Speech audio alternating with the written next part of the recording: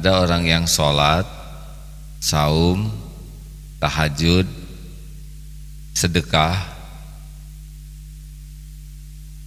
baca Quran tiap hari, umroh, haji, bahkan aktif dalam dakwah,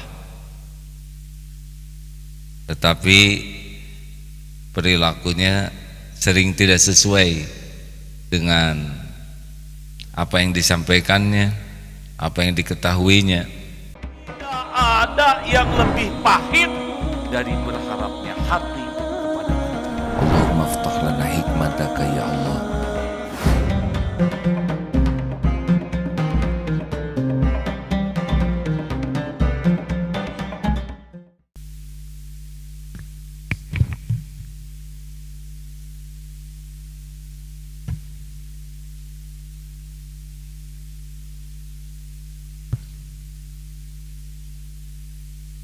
Ya, terima kasih. Halo.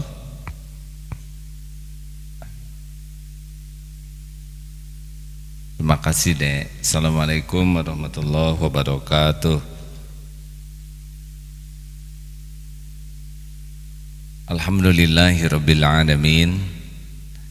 Segala puja dan puji hanya milik Allah Subhanahu wa taala yang Maha melihat, Maha menyaksikan segala-galanya, Maha tahu apa yang ada dalam pikiran, Maha tahu apapun yang ada di dalam hati, Maha tahu apapun yang kita perlukan, yang kita cemaskan, yang kita inginkan.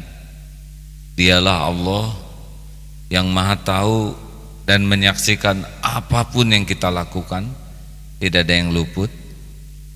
Dan Allah memberikan balasan sempurna tanpa dirugikan atas apapun yang kita perbuat. Allahumma salli ala Sayyidina Muhammad wa ala alihi wa ashabihi ajma'in. Pertanyaan, mengapa ada orang yang sholat, saum, tahajud, sedekah,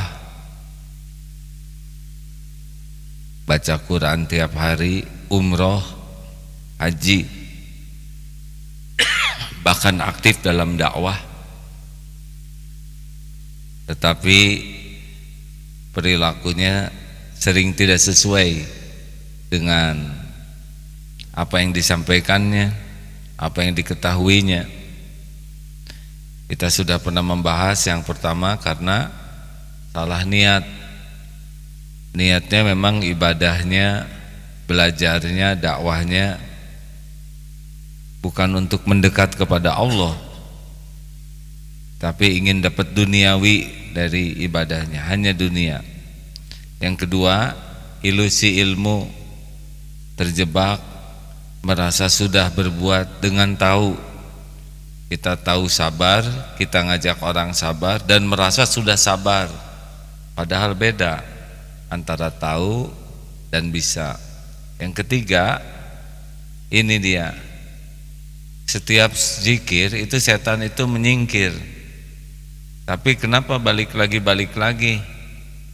Seperti yang dikatakan Imam Ghazali, bagaimana menurut pendapatmu jikalau engkau mengusir anjing tapi makanan anjing masih ada di sekitarmu, masih di tanganmu? Tentu anjing balik lagi. Artinya, kenapa kita masih mudah sekali untuk berbuat tergelincir? Karena ada makanan setan yang terus lengket pada diri kita, tidak mau kita lepas. Di antaranya yaitu menyekutukan Allah dengan sesuatu yang paling dekat ini adalah kita sangat menginginkan pujian, pengakuan orang lain. Ingin dipuji, ingin diakui, ingin dihargai, termasuk ingin dicintai. Ini ingin dicintai, ini bisa mendominasi Apakah tidak boleh ingin dicintai? Boleh, boleh, boleh. Tapi kita harus tahu bahwa yang membuat orang mencintai kita itu adalah Allah yang membulak-balik hati, bukan kita. Banyak yang orang ingin dicintai oleh suaminya, ingin dicintai oleh istrinya, lebih sibuk memikirkan yang ingin mencintainya daripada Allah yang membulak-balik hati orang tersebut. Jelas tidak hadirin? Ini yang membuat penyakit bagi kita tuh begitu. Kita ingin dicintai, kita ingin dihargai, ingin dikagumi. Ini pintu makanan setan ini yang membuat kita tidak bisa lepas dari jebakan tipu dayanya. Benar, kita tidak akan lepas dari tipu daya setan. Tetapi dengan adanya makanan itu lebih ngeronyok, anjing di mana-mana. Tapi kalau makanannya ini dipegang terus, dia akan lebih tertarik untuk mendekat karena terfasilitasi. Nah, jadi beriringan dengan kita ibadah mengusir, kita juga harus buang. Sekuat tenaga kita buang pengundang-pengundangnya. Salah satu ayat yang akan dibacakan, silakan Ustaz. Surat An-Nazi'at, surat ke-79 ayat 40-41. An-Nazi'at ayat 40-41. Silakan Ustaz. A'udzu billahi minasy syaithanir rajim. Wa amma man khafa maqama rabbih wa nahan nafsa 'anil hawa fa innal jannata hiyal ma'wa. Dan adapun orang-orang yang takut kepada kebesaran Allah dan menahan diri dari keinginan hawa nafsunya, maka sungguh surgalah tempat tinggalnya. Salah satu ayatnya. Jadi kalau kita ingin serius, jadi tidak cukup kita sibuk dengan belajar, tidak cukup juga kita sibuk dengan ibadah mahdoh, ghair mahdoh, tapi kita harus sibuk juga dengan mujahadah. Mau tahu apa yang paling dekat yang harus kita mulai lepaskan? Ya, kalau nggak mau tahu juga nggak apa-apa.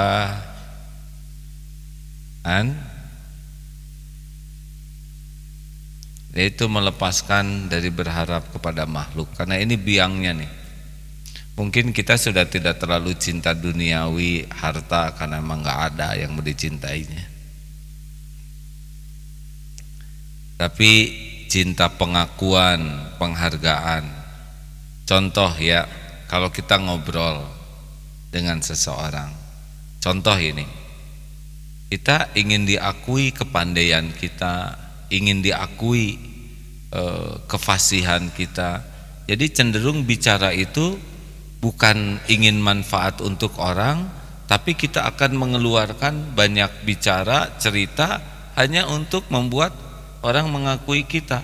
Dan kalau sudah membicarakan tentang diri, itu kecenderungannya ditambah-tambah, diada-adakan, dibagus-baguskan.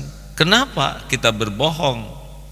Walaupun tidak bohong total, tapi adalah bumbu yang lebih banyak daripada intinya. Ya, karena kita ingin diakui pandai, ingin diakui jago, ingin diakui terampil, ingin diakui daya ingatannya kuat, ingin diakui hafalannya banyak, ingin diakui kemerduan suaranya. Nah, pengakuan-pengakuan itu membuat salah niat, jadi penyakit.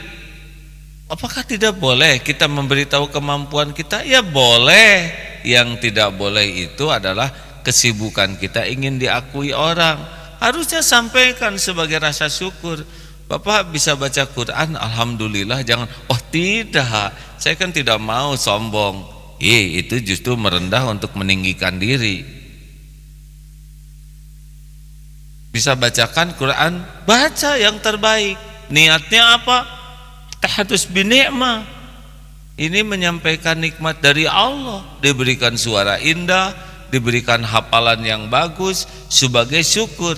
Kalau orang ria, tujuannya dirinya yang diakui. Kalau orang syukur, tujuannya adalah ingin orang ingat kepada kemahaagungan, kemahabaikan Allah Subhanahu wa taala. Ada bedanya tidak hadirin? Halus memang, karena tampilannya sama tapi isinya beda. Buat apa beli botolnya? Ini biang hati.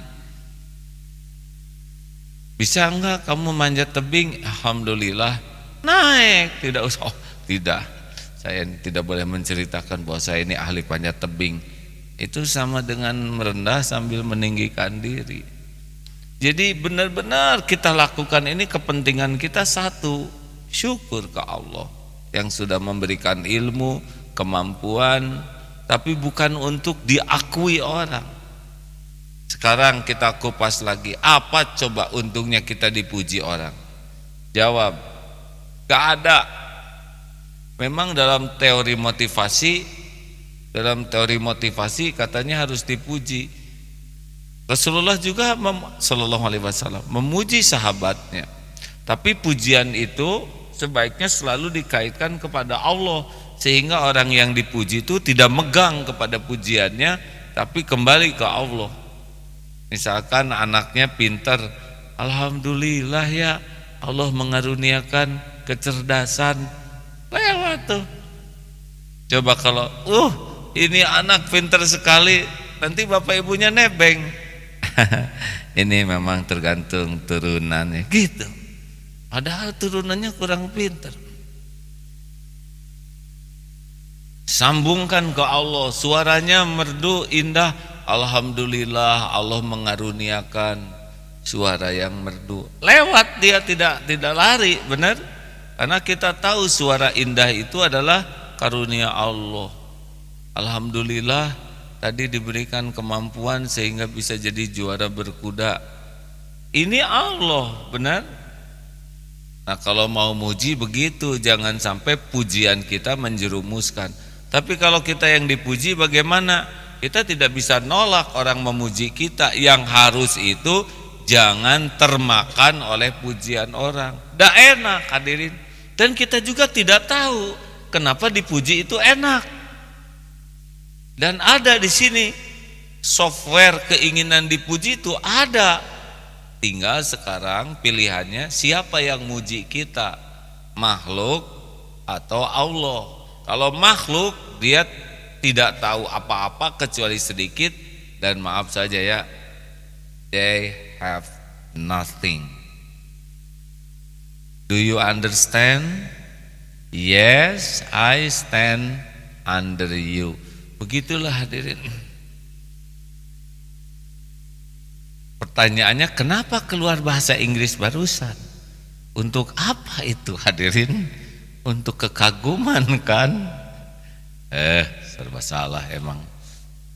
Kenapa nyebut serba salah? Ingin kelihatan tawadu kan? Jadi gimana dong, jangan ngomong hadirin. Yang penting terus bermujahadah, dibaca. Ini tujuannya apa ngomong ini? Pengen dipuji kah? Pengen dikagumi kah? Pengen manfaat kah? Nah, lanjutkan. Jadi kalau kita dipuji orang, ya kita harus segera kembalikan ke Allah. Jangan dipegang itu, karena kita kan sudah menyebut alhamdulillahi rabbil alamin. Segala puji itu milik Allah, bagi Allah. Kita dipuji, pasti kita dipuji ini adalah karunia Allah yang dipujinya. Apa coba pujian yang datang ke kita yang bukan karunia Allah? Wah, kamu pintar, siapa yang bikin otak ini? Allah. Wah, kamu cakap, siapa yang bikin diri kita? Allah. Wah, kamu kuat, siapa yang menguatkan kita? Wah, kamu kaya, situ kekayaan milik siapa? Nah, kalau kita berhasil dapat dan segera serahkan kepada Allah, sampai ke lubuk hati ya, jangan basa-basi. Aduh ibu anaknya sukses, alhamdulillahirabbil alamin. Semua ini hanya karunia Allah Subhanahu wa taala. Allah memilih keluarga kami, lebay hadirin ya. Karena ada yang menyebut nama Allah juga acting. Alhamdulillah, alhamdulillah, subhanallah, subhanallah, supaya dianggap ahli zikir. Padahal hatinya nggak ingat ke Allah. Hatinya ingin dirinya ditambah tuh, udah dipuji pengen ditambah lagi. Atau tawadu palsu, saya sih tidak punya apa-apa, saya merunduk, saya si orang bodoh, tidak punya apa-apa, semuanya kan titipan Allah Subhanahu wa taala. Ini pengen nunjukkan marifat lagi hadirin. Jadi ya, yang enak mah wajar ya. Alhamdulillahirabbil alamin. Sambil ke lubuk hati masuk, oh ini memang Allah menguji saya dengan menggerakkan orang memuji. Jadi sama, cacian dan pujian itu sama, ujian dua-duanya. Tapi yang disukai nafsu pujian. Makanya kalau sudah disukai nafsu, paling mudah ditipu setan itu adalah apa yang disukai nafsu. Halo, lanjutkan. Makanya orang-orang yang senang dipuji, orang-orang yang senang diakui ya, orang yang ingin dihargai, ingin diperlakukan spesial, ingin dicintai, ingin dikagumi, ingin dibalas budii, itu sudah sulitlah lepas dari tipu daya setannya, karena dia sudah menuhankan makhluk. Jadi mujahadahnya nih kepada para santri, belajar seperti nasihat ketujuh itu, putus harapan dari makhluk. Polos saja lakukan apa yang terbaik.